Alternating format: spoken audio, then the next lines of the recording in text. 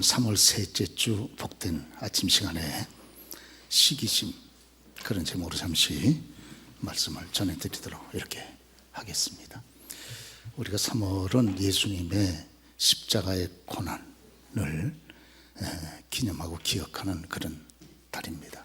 그래서 예수님의 십자가형과 관계돼서 시기심을 좀 오늘 아침 시간에 잠시 말씀을 좀 드리고 싶습니다. 유대에 앞선 영향력을 끼치는 종교 지도자들, 소위 대제사장, 서기관들, 장로들은 어떻게든지 예수님을 십자가형으로 죽이고 싶었습니다. 사실 유대인들 자체에 사형법이 있지 않습니까? 그것은 돌로 때려서 죽이는 거죠. 그래서 복음을 증거했던 스데반 집사님을 사도행전 7장에 보면 불법으로 돌로 때려서 죽이는 것을 보게 돼요. 그럼에도 불구하고 오늘 유대인들은 예수님만큼은 십자가형으로 기필코 죽이려고 그랬습니다. 이유가 어디 있는가? 그것은 예수님으로 하여금 하나님으로부터 저주를 받은 자다 하는 것을 백성들에게 보여주고 싶었기 때문에 그렇습니다.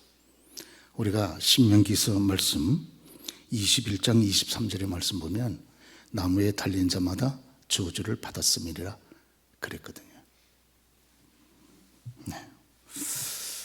오늘 빌라도가, 로마의 총독인 빌라도가 이 대제사장 서기관들, 유대에 앞선 그런 종교 지도자들로부터 예수님을 죽이라고 하는 고소를 받았을 때 고민이 많았습니다. 왜냐하면 당시 세계 최고의 법이라고 하는 로마법을 공부한 그런 빌라도로서, 총독 빌라도로서 오늘 예수님을 거듭해서 심사해 봤지만 죄가 없다는 것이 확실해요. 그래서 빌라도는 자기의 지식, 법적인 지식, 또 자기의 양심, 그리고 그날 새벽에 자기 아내로부터 전가를 받지 않았습니까? 절대 예수님은 여보, 그 사람에 대해서는 관여하지 마세요. 부인으로부터 또 신신당부를 받은 입장입니다. 그렇기 때문에 어떻게 하든지 예수님을 그냥 놓아주고 싶었어요. 그러죠. 또 그것이 합당하고, 그래서 무리들에게 그래도 좀 약간의 만족을 주기 위해서 예수님을 때려서 그렇게 놓아주든지 방안이, 그렇지 않으면 당시 특사로, 6월절 특사로 한 사람을 방면해야 되는데, 사면을, 그때 6월절 특사로 아직 죄도 정하지 않았는데 예수님을 그냥 놓아주는 것이 좋겠다 이렇게 생각을 했습니다. 근데 이 낌새를 종교 지도자들이 벌써 빨리 눈치를 챈 거예요. 그래서 이 빌라도 총독으로 하여금 예수님을 십자가형을 언도하도록 하기 위해서 그들은 빌라도의 약점을 찔렀습니다. 그래서 우리 성경에 보면 만약에 예수를 놓으면 가이사의 충신이 아니니이다. 자신을 왕이라고 하는 자는 가이사를 반역하는 것이니이다 하고 빌라도의 약점을 확 찌른 겁니다. 만약 당신이 예수님을 그대로 놓으면 예수님이 스스로 왕이시라고 그러는데, 그렇다 그러면 로마에 반역하는 것인데 당신 그러면 가이사에게, 로마 황제에게 충신이 아닙니다. 이 사실 황제한테 알려지면 당신의 정치 운명이 대단히 위태롭지 않겠습니까? 하고선 약점을 찌르는 거예요. 그래가지고 대제사장 서기관들은 뒤에 앉아서 조정하고 앞선 행동대장들이 앞에 서가지고 예수님을 십자가에 못 박아라 목이 쉬도록 그렇게 외친 겁니다. 그래서 결국은 빌라도도 물을 가져오라고 하고 손을 씻으면서 나는 죄가 없다, 너희가 이 죄를 당하라. 그리고 무리들에게 만족을 주기 위해서 십자가형을 언도하지 않았습니까? 그게 이제 성경에 기록된 예수님의 십자가형의 내용입니다. 그러면서 빌라도가 오늘 마가복음 15장 10절에 보면 빌라도가 이 대제사장들 서기관들의 마음을 간파하고 있었습니다. 그것은 바로 이는 그가 대제사장들이 시기로 예수를 넘겨준 줄 알미르라 그랬습니다. 예. 오늘 유대의 종교 지도자들은 그 예수님의 이런 모습, 예수님이 자기 자기들보다 너무 잘난 게 싫은 거예요.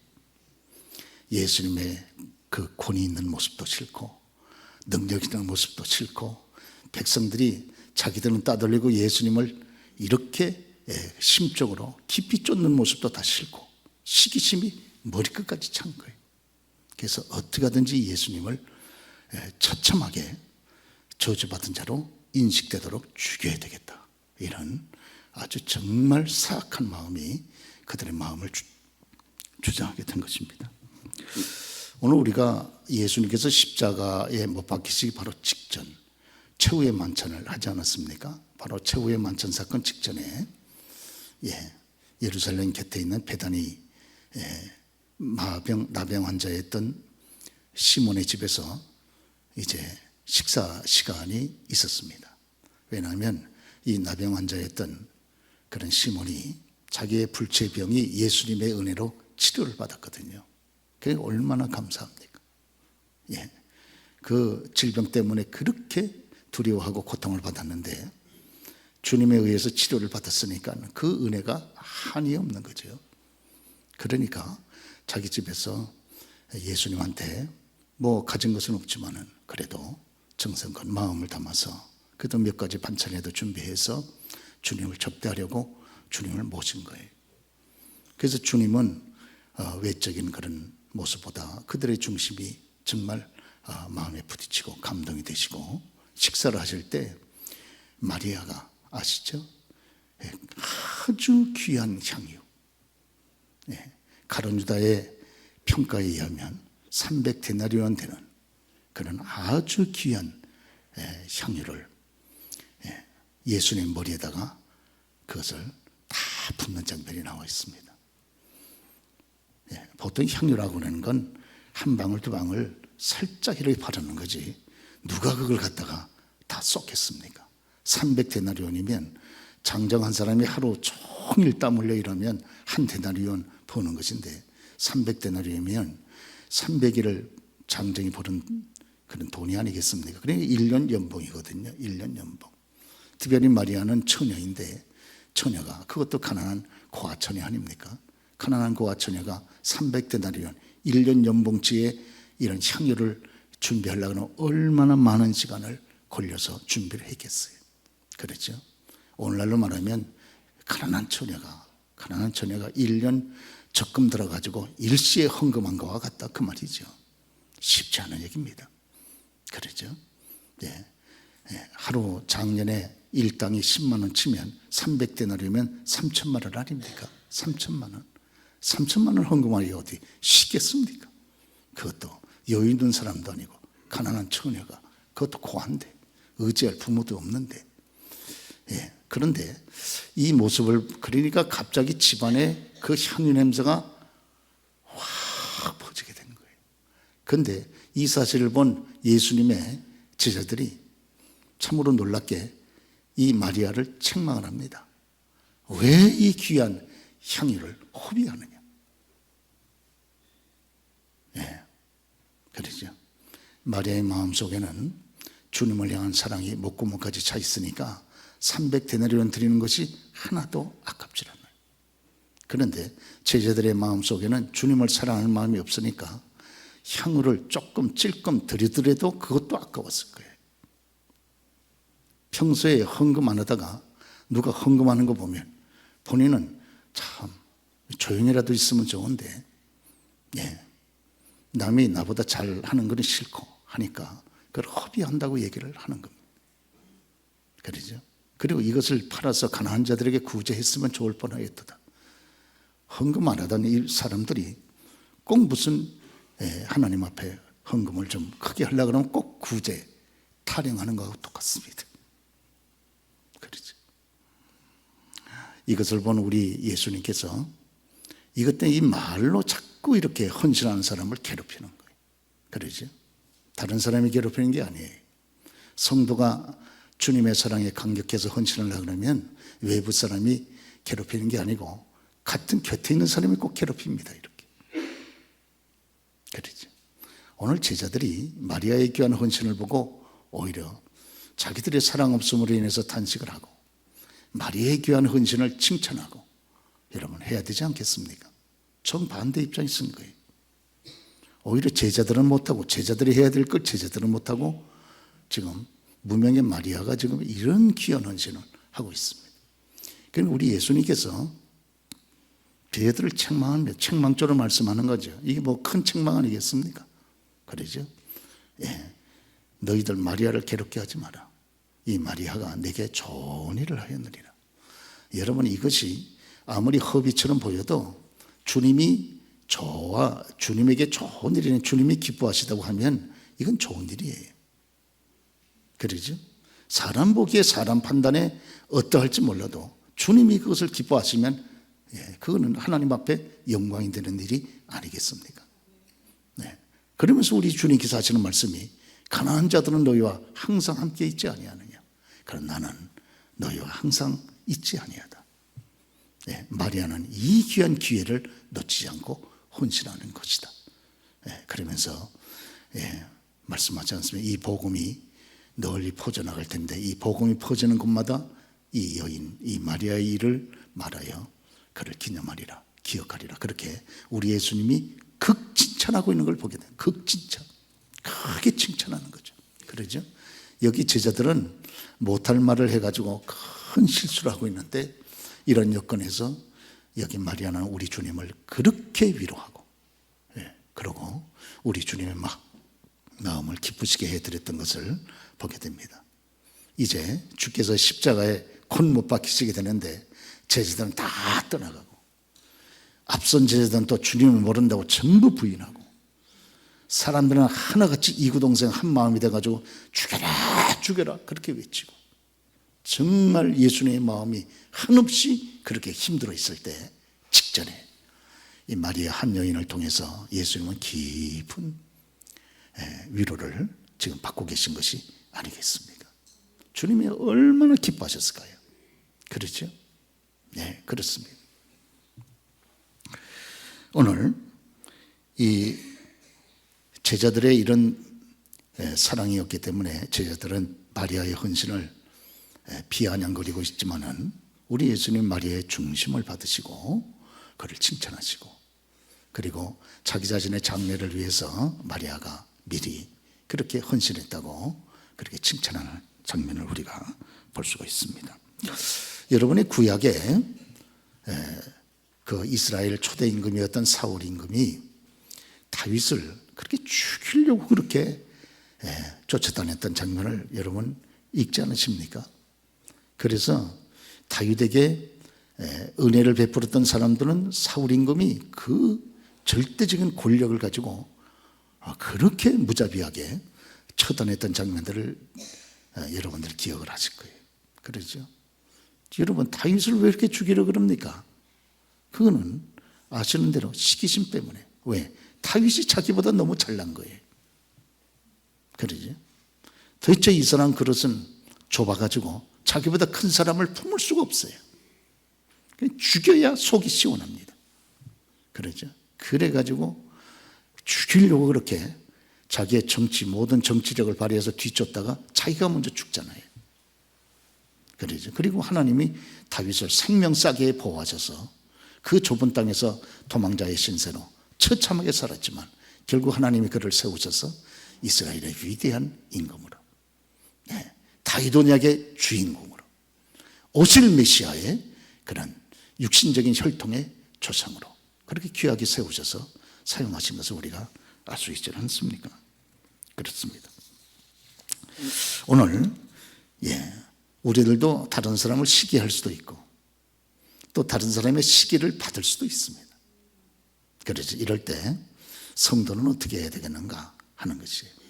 무엇보다 먼저 성도님들이 시기심을 받을 때 그럴 때 우리가 하나님의 거룩한 말씀을 생각을 하고 붙잡고 앞세우는 것이 시기로 인한 시험을 극복할 때 여러분 이것이 대단히 귀한 그런 능력을 발휘하게 됩니다. 우리 주님께서 시험을 당하지 않으셨습니까? 그러죠? 마귀한테. 마귀가 자기가 예수님을 또 시기했는지도 모르죠. 마귀 따위가 예수님한테 와서 시험하지 않습니까? 타락한 피조물 따위가 위대하고 거룩한 창조주를 어떻게 시험합니까? 그런데 대대후손 시험을 당할 저와 여러분들에게 승리의 길을 교훈하기 위해서 예수님 스스로가 자원해서 마귀 따위한테 시험을 그것도 3번씩이나 거듭해서 당하지 않으셨습니까? 예수님 시험을 당하실 때 아시죠? 어떻게 이기셨습니까? 그것은 예수님의 능력도 있고 권세도 있지만 예수님 항상 기록된 말씀을 앞세워서 여러분 승리하지 않으셨습니까?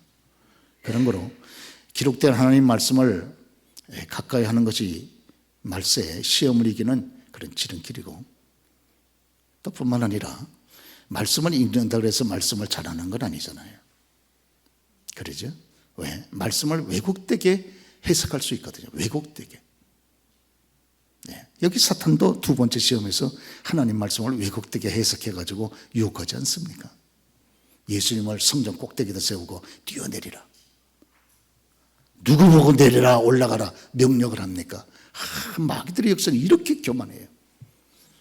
뛰어내리면 천사들이 너의 발을 받들어서 다치지 않게 하리라고 말씀하지 않았느냐? 마귀가 하는 얘기면 마귀가요 시편 말씀을 정확히 기억하고 있어요. 그러면서도 그 하나님 말씀을 바로 해석하지 못하고 왜곡되게 해석하고 있습니다. 여러분요, 이단들 보세요. 이단들이 딴 얘기하는 거 아니에요. 성경 얘기합니다. 성경 얘기. 그러니까 성도들이 빠지는 거지. 그런데요, 성경 말씀을 하되 바르게 해석하지 못하고 왜곡되게 해석을 하는 거예요. 그러니까 말씀에 대한 지식이 부족한 성도들이 여러분 그릇되는 호기심을 가지고 있다가 쏙 빠지는 거예요. 대개 이단들의 특징이 어디에 있습니까? 바른 신학교에서 정규교육을 한 사람이 없어요. 다 보세요. 누가 정규교육을 받은 사람이 이단에 여러분 교주가 되고 이단에 빠지는 사람이 어디 있습니까? 그래서 초대 예루살렘 교회가 왜 그렇게 힘이 있었습니까? 초대 예루살렘 교회가 힘이 있었던 첫 번째 이유는 거듭난 성도들이 사도의 가르침을 받은데 여러분 그 성도들의 힘이 거기서부터 시작이 된 것이거든요. 교회 여러분들에게 제가 부탁의 말씀을 드립니다마는 교회 밖에서 무슨 공부하려고 그러지 마세요. 교회 밖에서 성경 공부하자 그러면 100% 이단입니다. 교회 안에서 지금 하는 공부도 예배도 지금 다 참석하기가 어려운데, 교회가 예배가 하나님 말씀을 바로 증거하기 위해서 주의 종들이 얼마나 사선결단하고 말씀을 증거합니까? 새벽 예배만 해도 6번이고요. 주일 오전 오후 2번이죠. 수요일날 금요일까지 하면요 일주일에 10번씩입니다. 그거요 참석하기도 힘들고 다 감당하기도 어려워요. 그런데 어디 가서 이런 밖에서 또 말씀을 배운단 말입니다. 그러죠? 저와 여러분들은 하나님의 말씀 앞에 겸손할 필요가 있습니다. 하나님 말씀이 얘기하면 받아들이고 하나님 말씀이 얘기하지 않으면 침묵해야 됩니다. 그런데 이단들의 특징이 어디 있습니까? 성경이 얘기하지 않는 얘기를 하는 거거든요. 그래서 뭐 대단한 영적 비밀을 가진 것처럼 이렇게 여러분 성도들한테 이렇게 여러분 유혹하는 거 아니에요?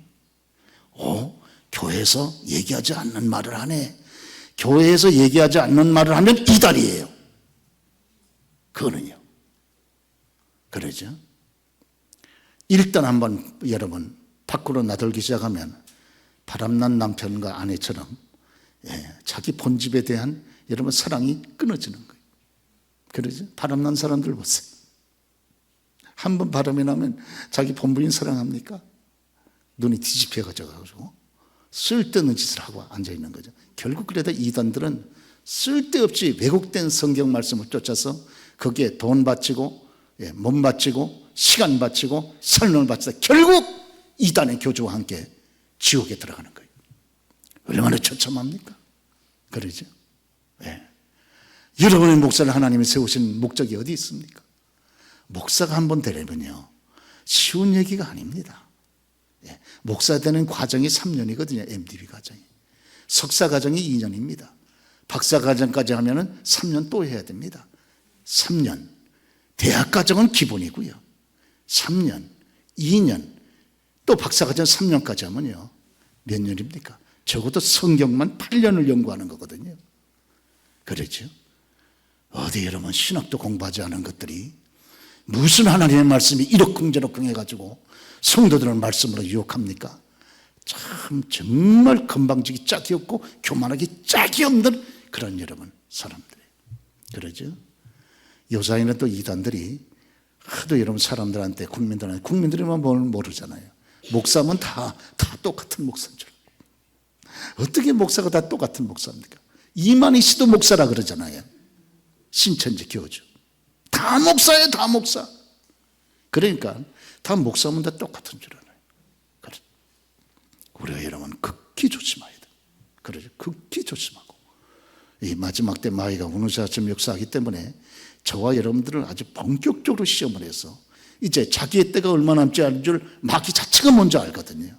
그러니까 혼자 지옥 가기 싫으니까 최대한 교우들을 시험을 하고 넘어뜨리기 위해서 지금 막 우는 사회처럼 이렇게 역사하지 않습니까? 그러죠? 교우들이 전도하지 않고 있을 때 전부 이단들이 미인계를 써가지고 전부 여기 돌아다니면서 전도하는 여러분 사람들 보세요. 다 처녀들 아닙니까? 전부 여러분 태블릿자 하나씩 다 들고 여러분 잠깐만 이러니까 총각들이 또 쑥 넘어가죠. 미인계를 쓰지 않습니까? 그러죠. 국민들한테 여러분 호응을 얻기 위해서 봉사활동 많이 하잖아요. 그러죠. 봉사활동 얼마나 많이 합니까? 그래가지고 좋은 인식을 넣고 정말 양의 탈을 쓴 일이에요. 그러죠. 전부 거기 집중하게 만들어가지고 결국은 넘어뜨리는 거거든요. 여러분 아시죠? 그러죠. 보세요. 네.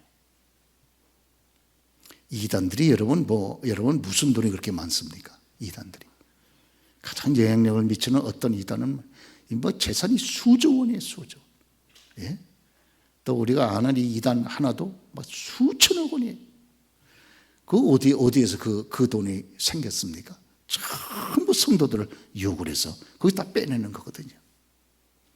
이야, 조심해야 됩니다. 할렐루야! 조심하셔야 돼요. 조심하셔야 됩니다. 여러분 넘어지면요, 여러분 자신뿐만 아니라 후손들 가정이 완전 엉망이 되고 마는 거 아니겠어요? 예, 그래가지고 시한부 종말론, 세대주의 종말론, 쓰잘물이 없는 걸 강조해가지고 종말이 다 됐다는 거예요. 종말이 다 됐어. 그렇죠. 그러니까 몸 들이고 재산 들이고 시간 들이고 전부 다 갖다 바치려는 거예요. 그래 다 챙겨가지고 엄청난 재산을 축적하는 거예요. 그러죠. 그렇습니다. 예. 어느 한 교단은 14만 4천 명만이 구원받는다 그러고 도둑놈들 지들만 구원받으면 되겠어요. 그러죠. 조심하셔야 됩니다, 여러분. 정말 여러분, 그래서 우리의 자녀들이 참 신앙교육 바로 시켜야 되는 이유가요, 어느 날 우리의 자녀들이 거기 빠져 있는 거예요. 그래가지고 그 부모가 그 앞에 가가지고 내 딸을 돌려달라, 아들을 돌려달라, 내 부인을 돌려달라 이래가지고 울고 통곡하고 난리지기지 않습니까? 여러분, 아이들을 위해서 우리가 기도하셔야 됩니다. 예. 어느 날 말씀 교육 제대로 못 시키다가 어느 날 쏙 빠져서 넘어지면요, 어떡하실 거예요, 여러분? 그래요. 요새 대학들마다 이단 동아리들이 그럴듯한 명칭을 가지고 얼마나 많이 여러분이 이렇게 있습니까? 얼마나 많이. 그러죠. 전부 성을 앞세우고 여러분 미인계를 앞세우고 그럴듯한 말을 앞세워가지고 신앙이 없는 청년들 막 쏙쏙 빠지게 말이죠. 전부 다 여러분 긁어버리지 않습니까? 할렐루야. 지금 한국이 세계에서 자칭 그리스도가 제일 많은 나라가 우리나라입니다. 우리나라에 왜 이렇게 구세주가 많은지 몰라. 우리나라가요, 그렇게 미친 인간들이 많아요. 그리고 참 놀랍게요, 그 사람들한테 안 빠질 것 같죠? 쏙쏙 빠집니다. 정말 극히 조심하셔야 돼요. 제가 다시 한번 당부의 말씀을 드립니다. 그렇죠? 그래서 하나님 말씀을 앞세워야 되는 줄 믿습니다. 말씀을 딱 붙잡아야 승리한다 그 말이에요. 저와 여러분들이 예수 믿고 나서 벌써 예수 믿은 연수가 얼마인데 말씀에 무지한 것만큼 비참한 게 없어요. 그렇죠? 이 생명의 위대한 말씀, 유일한 성령의 검, 사탄을 여러분 공격할 수 있는 유일한 무기로 하나님의 말씀을 주셨는데, 우리가 말씀을 읽고 듣고 자신의 목사를 통해서 배우기를 너무 등한시하기 때문에 너무 말씀에 무지해 있는 거예요.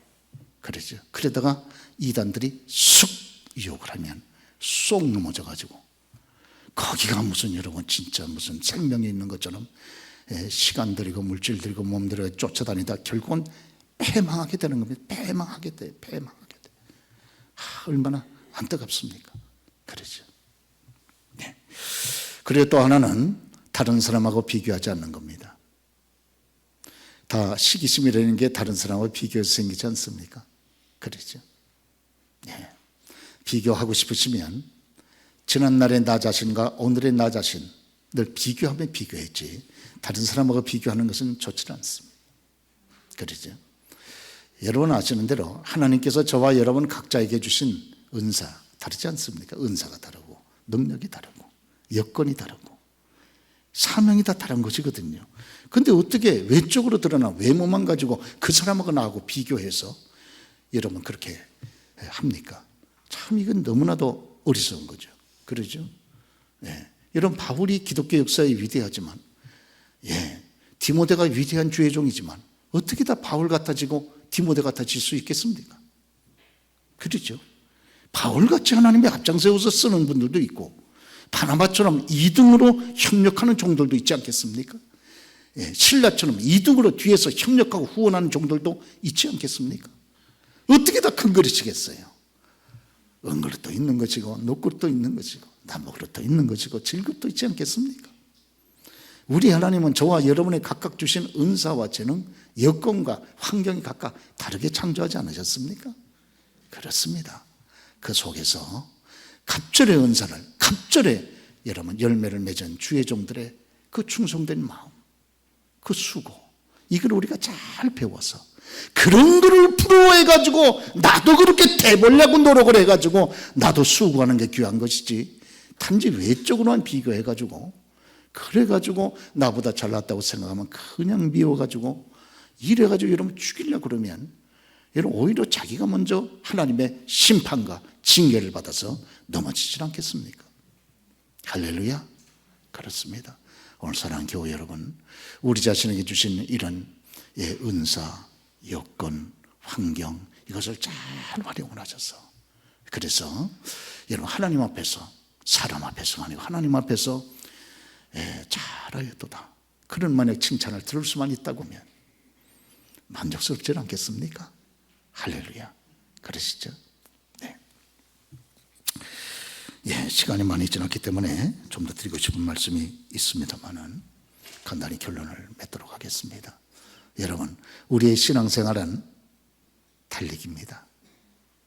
1등하는 사람도 있어요. 5등하는 사람도 있고 꼴등하는 사람도 있습니다. 그러나요, 외적으로만 비교하면 안 됩니다.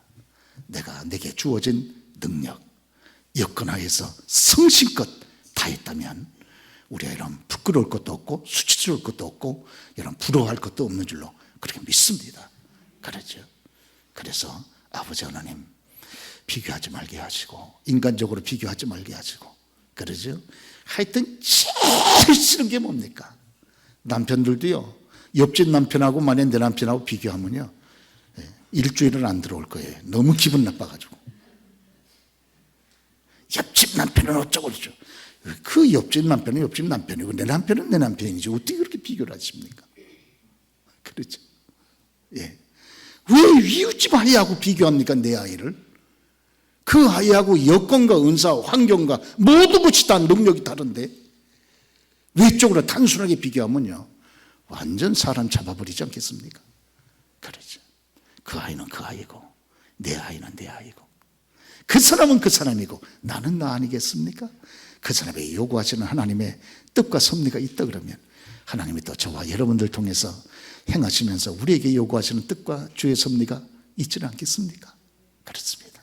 예, 그래서 오늘 저와 여러분이 이 땅 위에 여기 예수님이 결국 예수님을 죽였던 것이 앞선 종교인들, 제사장들, 기득권자들 이 사람들의 시기심 때문에 결국 이들이 예수님을 고소하고 죽게까지 그렇게 만든 주 예수가 아니겠어요?